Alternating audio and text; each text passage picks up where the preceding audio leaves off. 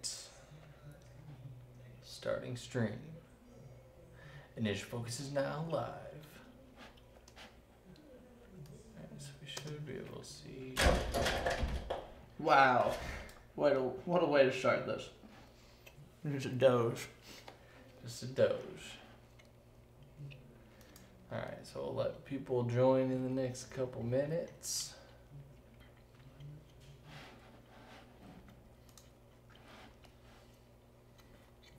Let's see if it works.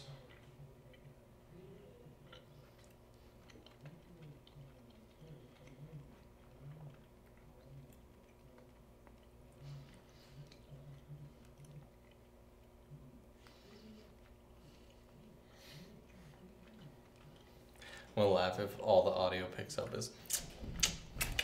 Can you tell your buddy to stop chewing? Tell the guy to stop chewing. Beard and Brew really dug the video, man. Well done. Well, thank you, but it was mostly thanks to this guy here. Oh. No. If it wasn't for you on the camera work, man. You're too kind. You're too kind. No, for sure. I feel like I'm being very antisocial right now, but I'm trying to invite people on my Facebook page to come look at this. And mainly the only likes... Oh, wait, the camera... the only likes that I have on my Facebook page right now are like my mom and my grandma, because I just made it. So... I don't think my grandma even knows YouTube. We finally got her to change her wallpaper on her desktop like 2 weeks ago by herself. That's the best. So, if anything, she'll like this post, and that'll do that. Sorry for that random tangent. That's right. What's up, guys? I get a couple people. People still like auto-tune?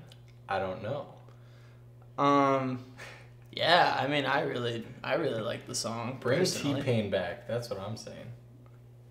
I heard actually he throws a really good show. Really? Apparently. I haven't been the one, but T-Pain, if you ever see this, I'm gonna come see you. Maybe I'll shoot one of your shows. There we go. Yep. So what's real fun here is the fact that Premiere is not... Premiere does not compute. It's not even Premiere is not like... Alright. It just looks like Barbasm's flipping off the camera. That's good stuff. That's awesome. Here, we'll fall back on this, and we'll just bring up the actual file. And just play it right. Yeah, just Right. play it. Just play it right there. Right on so top it of looks it. like, and then we'll scroll to where it is in Perfect. the sequence. This Yeah. is gonna get interesting. All right. So what's up, everybody? So after a couple minutes of randomly chatting here, so it's been a while since I've done any sort of live broadcast, and so yeah. So if you guys haven't checked out the new music video that we just dropped last night, it is on my channel, so you can check that out after this stream or anything. And yeah, it was a lot of fun. First music video for me. This is my good friend Kenny. What's going on, guys? Kenneth, Kenneth, yeah. You should check out his stuff. All of his info's linked in the music video video's description.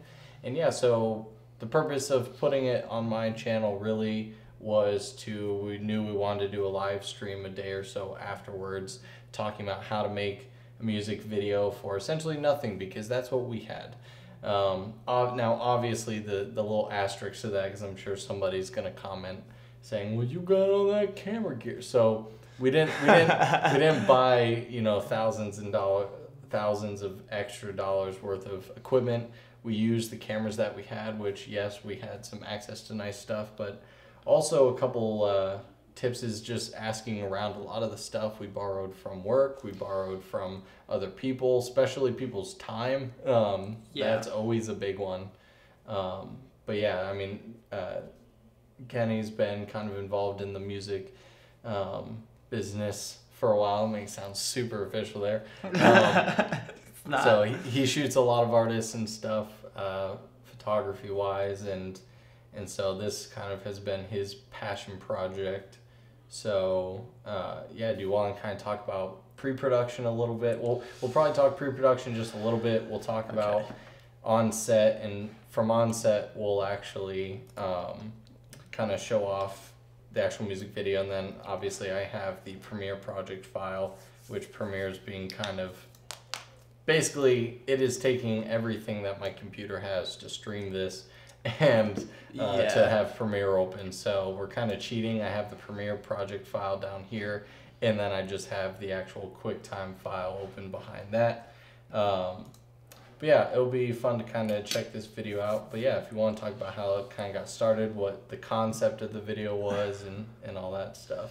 So pre-pro was actually very interesting. I had just gotten back from being out of town for a while, and Barbasm was actually talking to me about shooting a music video, and he showed me this song. And to be honest with you, at first I was a little apprehensive just because of, you know, you guys obviously heard it. It's just like the explicit like drug use and stuff like that. But it was catchy, and I'm not gonna sit here and say that I didn't listen to it like 3 or 4 times like by myself. And I played it for some friends, and they're like, "Yeah, you should totally get in on this." So Dre and I met, and we kind of just talked about what we wanted the piece to be. And to be honest, like it was going to be a bit more of a narrative piece when we first started out. But long story short, after about a month of talking about it, we didn't necessarily get the funding that we wanted in order to do this. And our crew went from, what was it? It was like 6 people. Yeah. It went from 6 people to just Mike and I, literally like 2 days before the shoot. And then we, honestly, offline, Mike and I talked about like, should we even do this? And we're just like, you know what? Screw it. Let's take whatever we have access to. Just take that, and let's just do a performance piece. No cars, no the stereotypical like women. Like we wanted to kind of get rid of like the booty shaking stuff, like all of that. Like we just wanted it to focus on Dre and have it be him, and then just do a lot of crazy edits to it to kind of go into the theme with like I guess tripping off Adderall. Yeah, so we wanted to stick to kind of the main trippiness, and a lot of credit goes to you for thinking of the edits, or some of the edits beforehand. And we knew when I first kind of jumped on the project, because I'm not honestly the biggest like rap fan and things like that, but so hearing it the first time, it took me a couple listens before I kind of got into it. And pretty much one of the first questions I asked him was like, all right, like, are we just going to do like drugs flying on the table?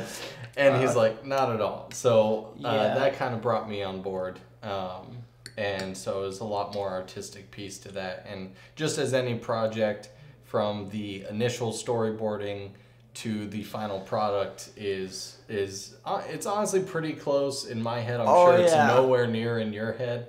But yeah, it was. We definitely wanted a couple more locations and everything, but yeah, that was another thing that happened too. Which, if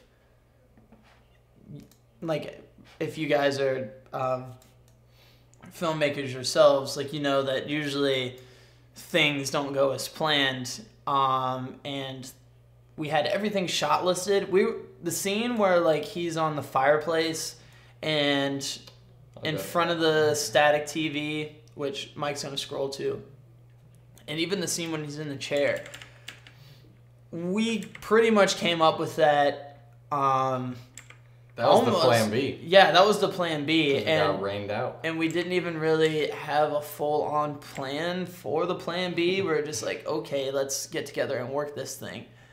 All this was supposed to be like in the back of a truck, and then we were going to use a car mount to have like Dre out the side of the window, kind of like Heath Ledger in The Dark Knight, yeah. When he's hanging out of the window, we were gonna replicate that, and we had like a course set up. Like we had like the whole thing. I wish I would have brought some of this stuff. Now that I think about it, like I had drawn out the loop, and those 6 people that we were talking about. Like one of them was gonna be in a follow car with like a walkie, or just like have us on call. But then it rained, so it was a torrential downpour. It pretty much looked like the tropical storm that hit half the country this past week on the day we were supposed to shoot. And I know what you're thinking, like, why not reschedule? Well, originally this music video was supposed to come out like maybe a couple weeks after we shot it. And then, of course, planning, again, got in the way. But we were like, yeah, I don't even know if we're going to have another weekend to reshoot. So Mike's like, okay, let's just go to plan B. This weekend. Right? He's like, let's just go to plan B like we talked about. And it ended up being this location. So some of the stuff we didn't really even have like totally planned until maybe about like 5 hours prior to the shoot. So getting into the actual production of things, this entire film was shot on the A7S II. Yep. Thank you, Sony. Oh, man. Yeah, thanks, Sony, for sending it out. No, I'm kidding. No, that did not. And it was kind of fun because it was both of our first time ever using an A7S II, and Ken got his hands on it a couple days prior, or you used it one time prior to this. Yeah. And also, I'm sorry, I'm eating rice because I'm starving. It's a long day. It's been a long day. I also have steak. You should see him yesterday. Shout out to cows. Sorry. Any vegetarian viewers just they totally immediately unsubscribed. Right. And so he watched a ton of videos on how to work the menu screens and basically how to work the A7S II. And it was both of our time using it. I obviously have the Blackmagic, which is a very good camera, and I enjoyed it a lot, but we knew we wanted really contrasty and sometimes low light. We knew we were going to be in situations, especially with a small crew, that we weren't going to be able to light exactly the way we wanted to light. So we knew the A7S II was perfect for this. It can throw in any scenario. Just for kicks, one time I shot some BTS stuff at 50,000 ISO, and we're like, wow, this, we're not going to use it for the final edit, but this is totally usable for like vlog stuff. But you guys know what the A7S II can do. So shot on that, and then real quickly we can kind of go through each of the little locations here and talk about the setups for each. So this one was my personal favorite. Let me go to a spot. Yeah. I remember talking about this too, because yeah, I looked over at the chair and I was like, I really like this chair. And Mike goes, yeah, but I really don't like it here because it was originally in a corner someplace. It was in a corner, the shadows were going to bounce, and I'm obsessed with symmetry. So we basically brought the chair. You can see the closed, there's doors behind them. That's where the chair was originally.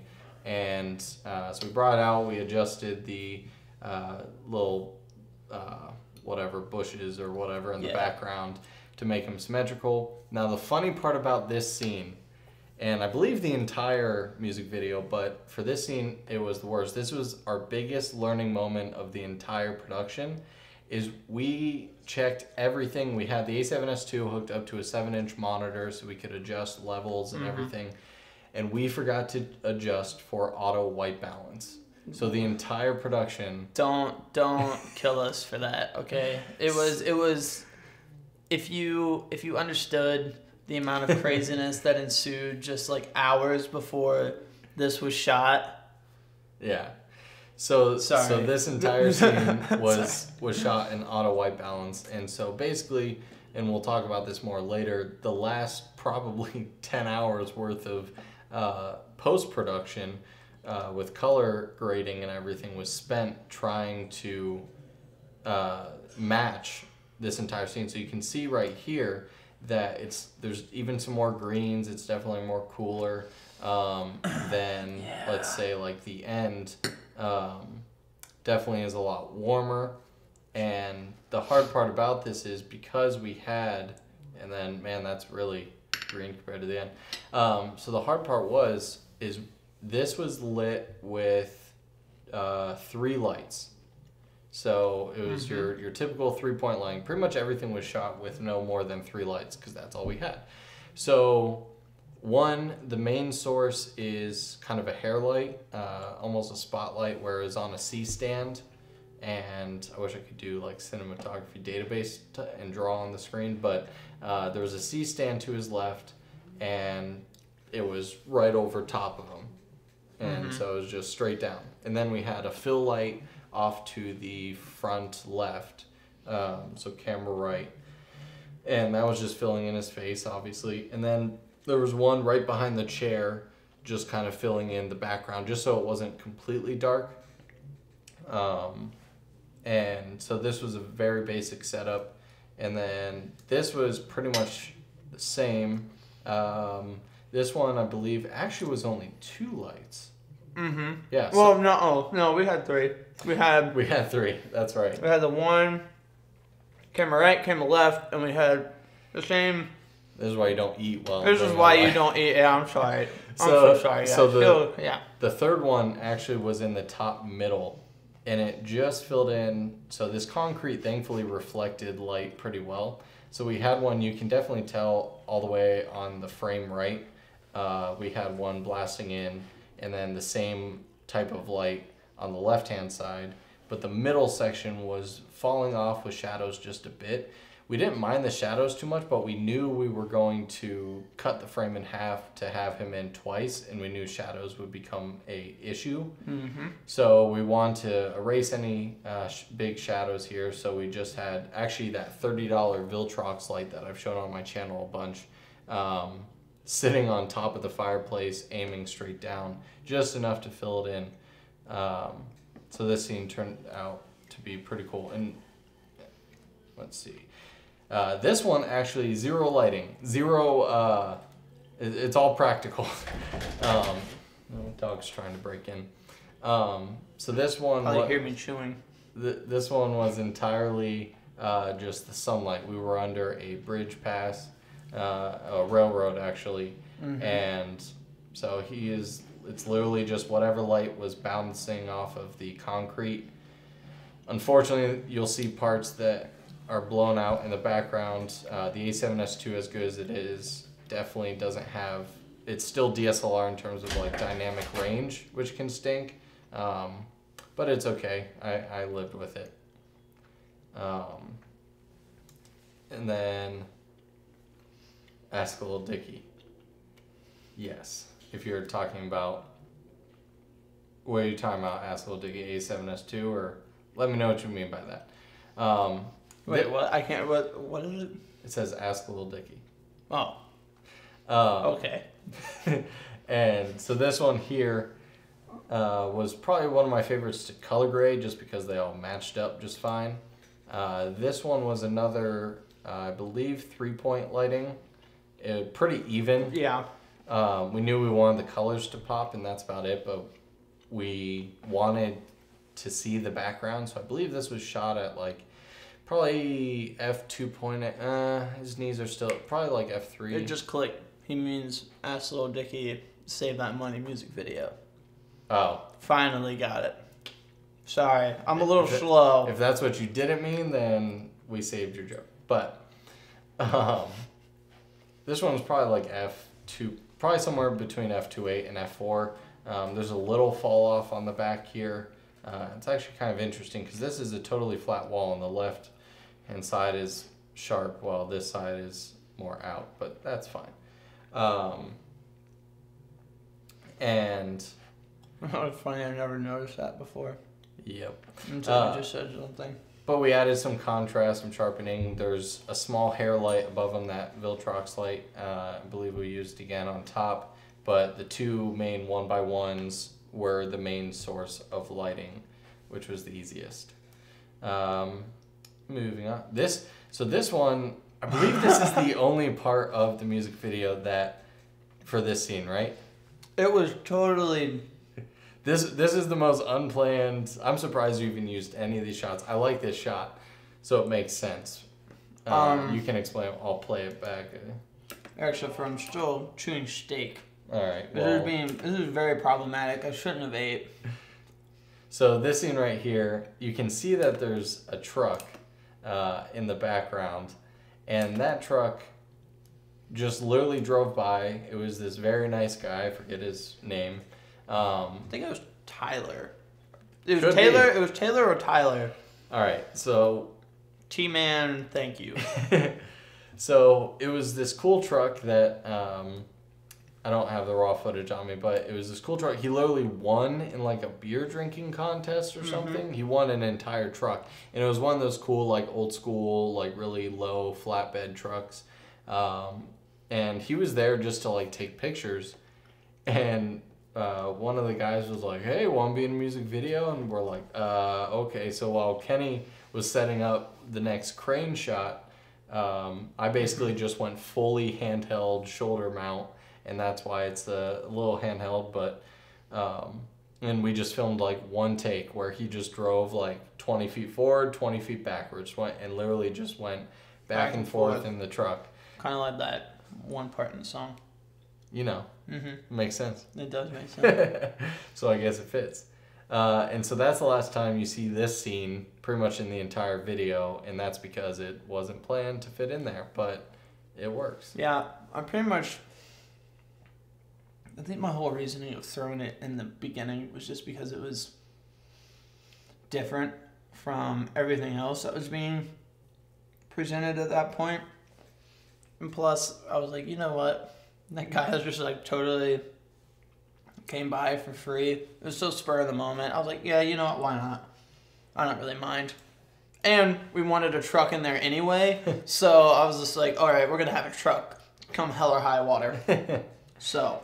Exactly. And the final, I believe this is the final setup, not scene, is this one also originally was very different.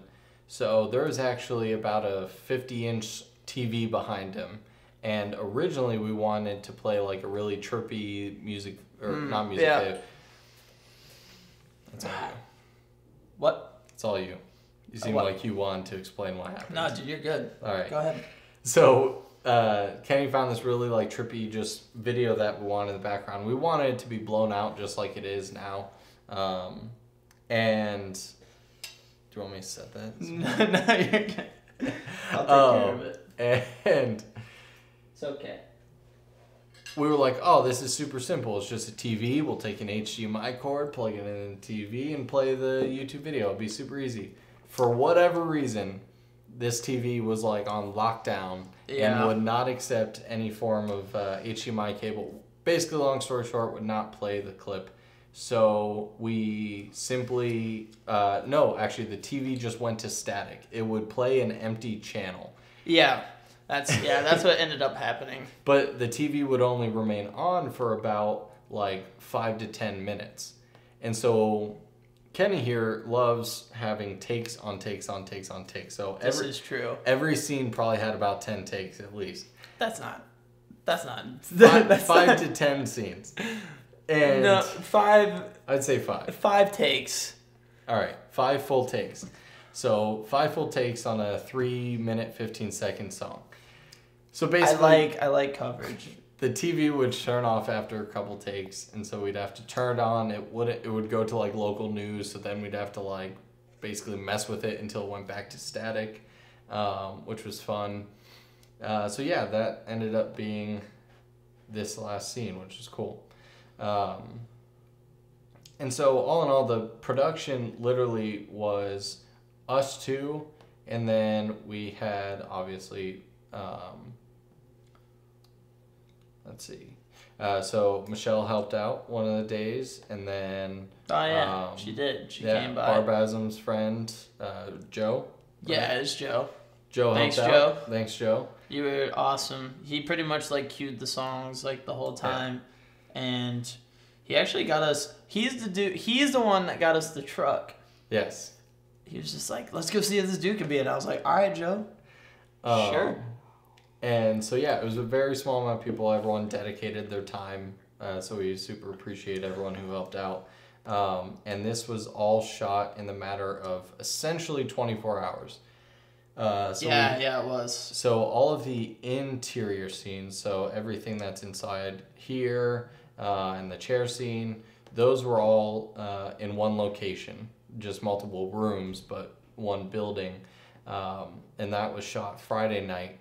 And then we woke up early and spent the entire morning and afternoon on all of the exteriors. So this was shot in essentially probably like a 15-hour time frame. So we were definitely, wasn't the craziest set ever, so I'm not going to act like it was the most exhausting thing in the world, but no, it was definitely fast paced. And then the last thing production wise I want to talk about before we get into post-production is a gear that I haven't used before on set was a actual jib. So I'm trying. Oh yeah, that was fun. And that was awesome. Oh man. And don't picture like a blockbuster film, crane, mechanical, whatever. No. This isn't Citizen Kane type stuff. This is like black market. So this thing you literally can buy. I don't know if this brand was the same, but I know you can search on Amazon for a jib like this that costs about $120, which is nothing for a crane. And it normally only goes up. So you would put a camera on the end and it would, you could go from an inch off the ground to 10 feet off the ground. This is trippy. Yep. I've never live streamed before, so I'm kind of checking out. It's like live Inception. I just wanted to see if it worked. I'm sorry. I totally cut off the explanation. They're not going to want me back anymore. That's all right. All right. Sorry. Go ahead. And $25 on Amazon. Poopy jib. 120. That thing's $120. That's cheap. Oh man. And so we'll go to about 10 feet up, but it doesn't actually pan or tilt. It will only go basically horizontal or level with whatever horizon you're on. So I removed one of the screws, and then it allowed us to actually tilt, but still not pan. So the only way we could pan was shifting the whole thing on like its tripod. So we also had no weights. So we basically counterweighted it with a backpack. And then it was a mix of Kenny getting focus at the front. Yeah. Because again, you can't change focus. And we ran a like 10-foot mini HDMI cable to a monitor that was in front of me. Correct. And so I was controlling kind of the jib itself. So that was a lot of fun. It really was though. And so all of this came together, and yeah, we just hit the edit button a couple times. It was done. Man, you're gonna make that mic sound real fun. Oh. And sorry, I feel like I'm just like messing up this whole thing. it's okay. You're a live broadcast virgin here. So there's a reason why I never got called by SNL or anyone to be in front of camera. That's fine. Hold on, I got this. There you go. Woo! So now we get into post-production, and this is where pretty much, so we had all this footage, and all of the 5 takes that I did for the 3 minutes. For each spot. Jesus. And, well, basically, we handed the footage to Kenny, and we're like, have at it. Right. Because I don't want to touch this thing. Then that's... How many hours do you think of cutting? Oh, my God. Cutting? Just, like, cutting alone? I know the first... Trying to, like, match the song to the words and, like, find those takes. That took me a while. So if you look at this actual... So I'm going to get out of the... I don't know why Premiere won't update, whatever. Yeah, it's Premiere. Adobe... This project is pretty in-depth. So we guesstimated that there's probably about 1,000 cuts here. And these are mixed between all Premiere and After Effects project files as well for some of them. We'll probably only obviously go over a couple We don't really want to go more than an hour on this broadcast, so we're halfway through, so we're doing pretty good. And obviously, if you guys have any questions on how anything was made, let us know in the comments. Please. I have those off to the side. And yeah, so let's see here. Let me ask you this. What was your favorite shot in the entire music video? I'm going to put you on the spot. My favorite shot or my favorite edit? That's your favorite in the final sequence. So it could be because of the edit or it could be because of the shot. Oh man, I think you know where my heart lies. I don't actually. Really? The whole... Okay, well, favorite shot is when you did the jib and he was doing but my favorite part is when he looks at the camera and throws it. Yep. Oh, okay, yeah. I guess. So let me play a little bit here. Right here. Right here. So the way that's actually a really good one to talk about. So this was at 1:44. Now I gotta go over here. And we got a comment here. Yeah, he said that's why YouTube exists. That was a while back. Oh. I'll be in charge of the comments here. Dude, I feel like I've already struck out and gone to the dugout. Oh, I got this. Damn. Yeah. Like Kendrick Lamar. I feel you. So this, let's see, so this entire sequence here in... All right. This so if you is can this see the oh okay. This is roughly what it took. So it's about a 3 or 4 layer moment. I'll play it again for you guys, and I'll play it real time. Then we'll kind of do a breakdown. Right here it is. So what's cool about this shot is the camera shake. That's why YouTube, it was a reference to you not making it to SNL. It's true. So you're saying he can make it on YouTube. I'm not convinced yet, but you're very kind. Yeah, thank you. I don't even think I can get that far. So this right here, damn. We basically told him, so the jib was actually at just below his eye level, and we told him to actually grab the jib and lightly throw it because we were scared that this wasn't our A7S2, so we didn't want it to go flying. Yeah, and this $125 jib was the jankiest thing I've ever put a camera on. So originally we were thinking about doing this shoulder mounted or anything, but I'm very happy that we did it on jib because basically I held it steady while he kind of rocked it like this, and then right as he said something, I basically just panned the entire crane, and thankfully you can see A7S2 doesn't have too bad of a rolling shutter, so it actually stays straight. And look at this seam. Look at Kenny's seamless transition. You don't see a seam anywhere in here. Yeah.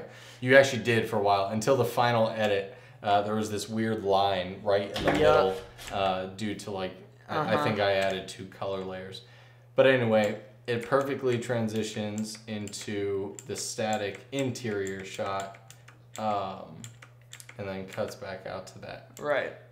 So I definitely would agree this is one of my favorites. And the whole thing is that we wanted him to grab the camera and throw it. But then I realized in post, I was like, we really didn't get anything that the camera passed in front of or anything, so there wasn't a real seamless transition.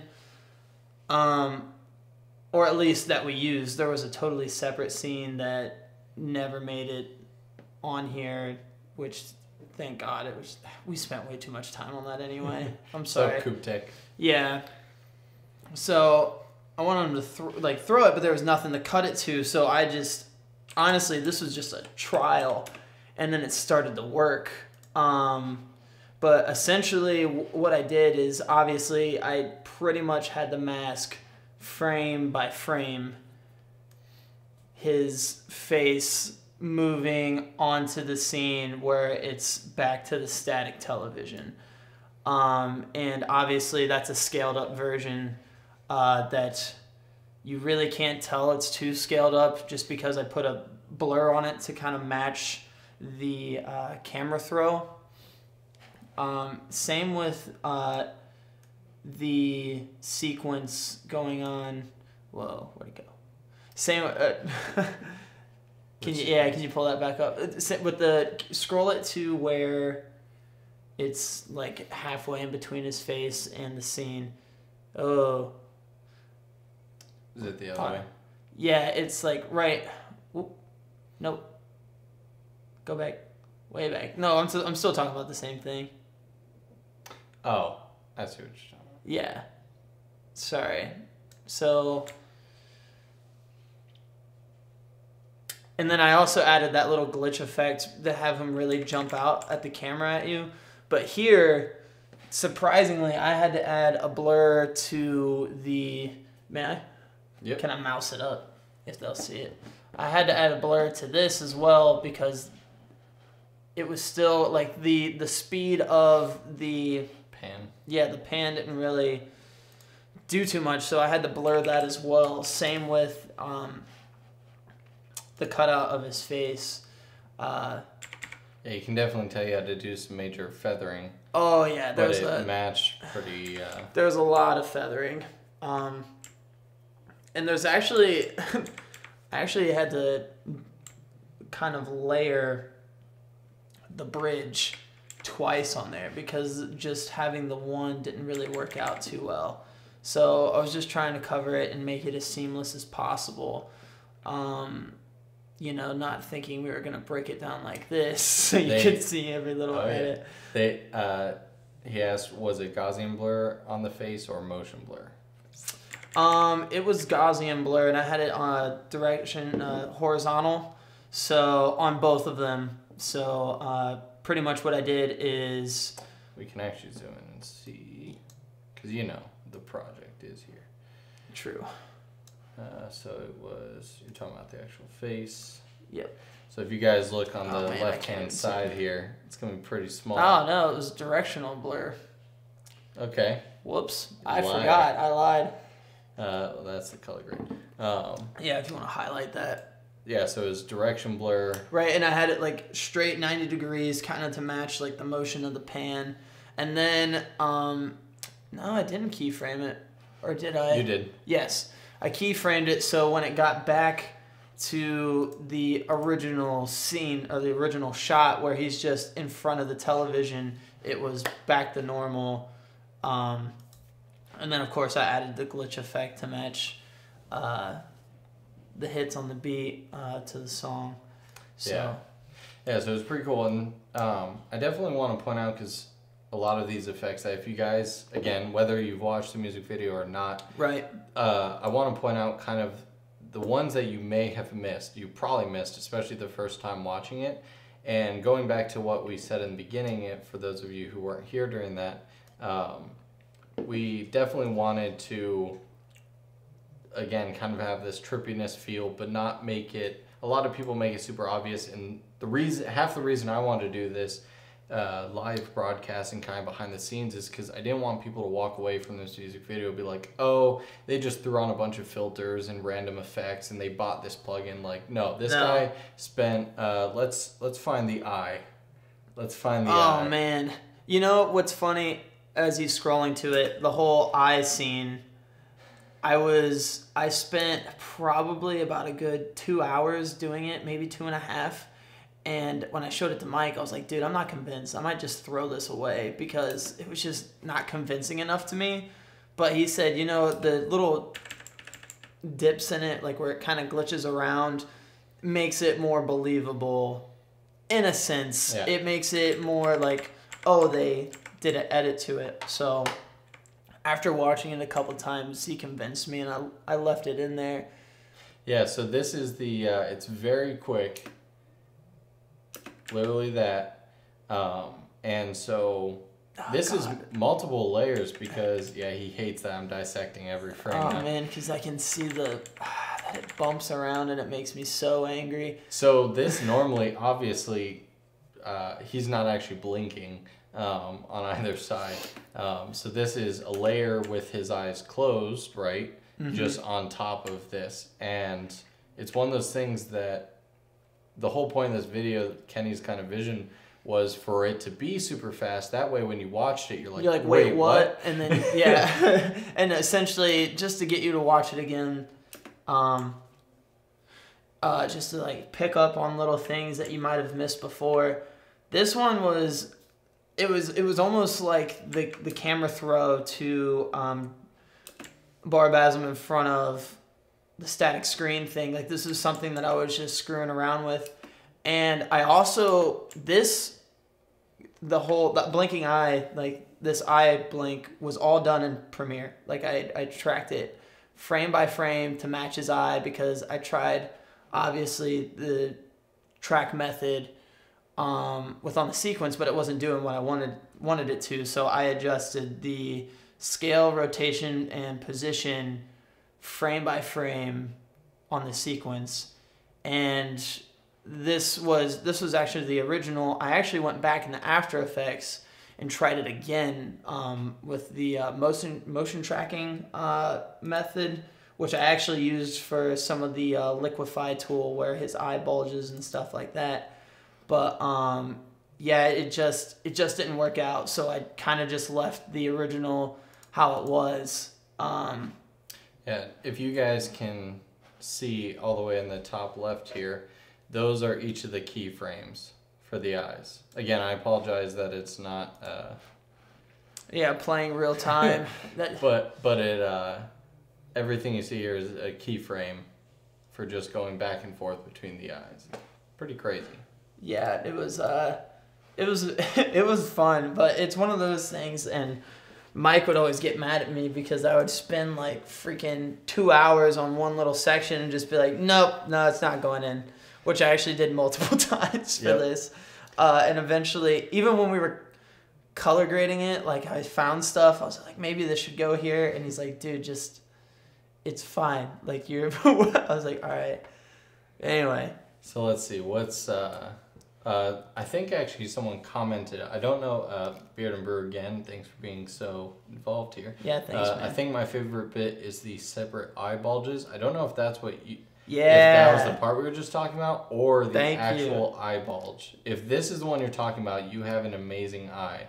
Because I forget where it's even at. There's like a couple, but I think I know what one you're talking about. Go to the part where he says walked up in.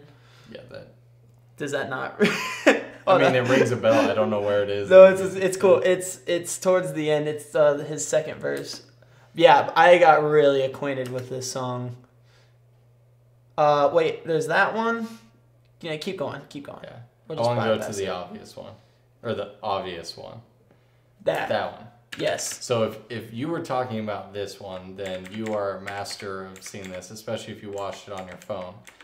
So you'll notice just literally, this thing is what, 1/4 of a second long.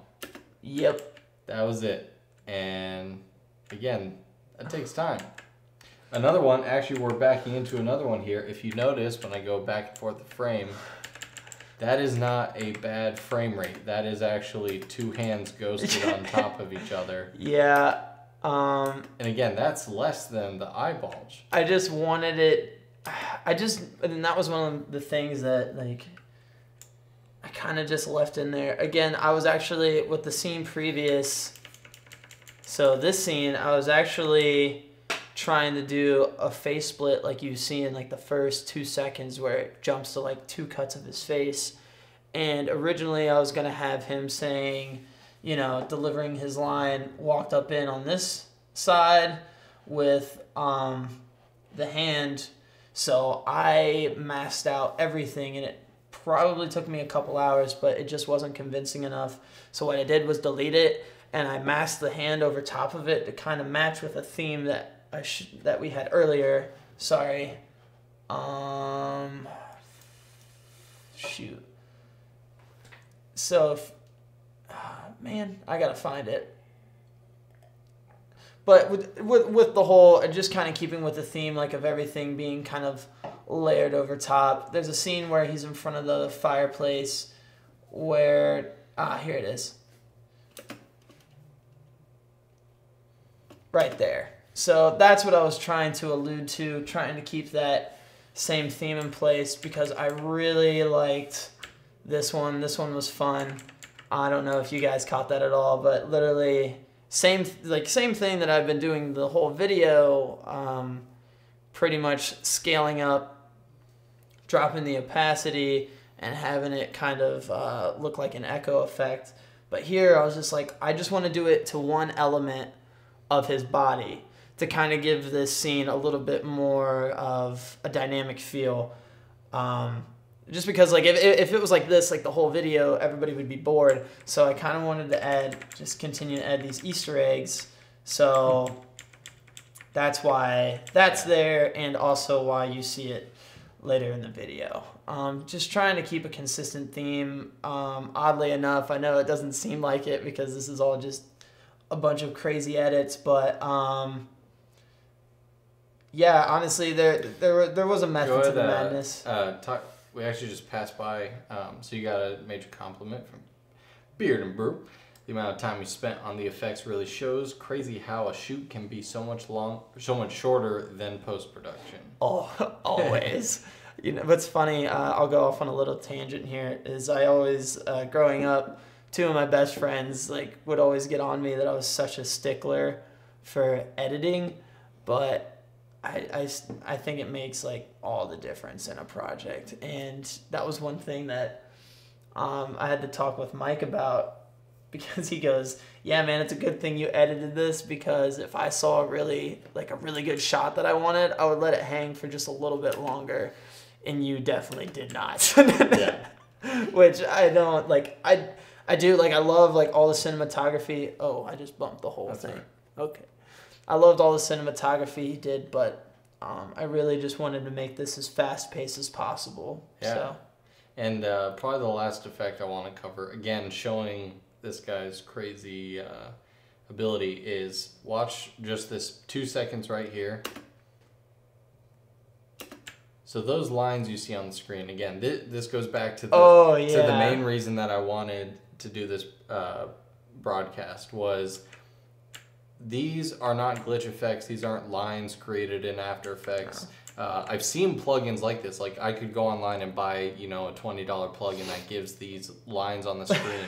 But no, this dude at work, we had a broken DSLR. Yeah. The shutter would get stuck halfway in between the frames. Do you have that file? No. Yes. Actually. Can you pull it up? Yep. I want to show you guys because like I was just toying around because they brought it in, and then there it is, this thing. So this is a T6i without a lens on it. I'm pretty much just wandering around the office with this half-broken shutter in there, and I was like, this looks really cool.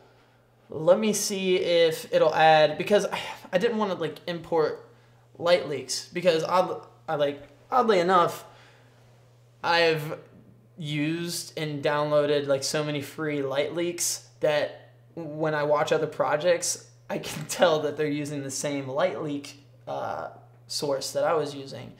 So I took this and I was like, okay, what if I did like an alpha channel thing with this, or did an extract and then messed with the invert. And essentially after you did the alpha and the extract, which we might be able to double click in here and show them, double click, not on this, but like, so this is the original, right? And then the lines you see here. Let's see what. No, you're good. 207. Oh, okay, I got you. Yeah, that's right. Sorry, we don't have this synced up. I believe it is this one. Yeah. Sweet. Yeah. What the heck is going on here? This is the file. So that's the file. Here's the extract and everything. Yeah. So I had an extract, LumaKey, and then a Gaussian blur, because if you, we can't show you real time because it freezes up. So essentially, like, without the Gaussian blur, am I pronouncing that correctly? Yeah. Okay. Gaussian blur. Yeah.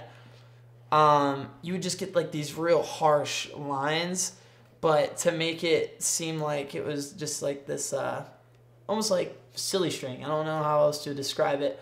Kind of on screen, I had to add a little bit of blur to it.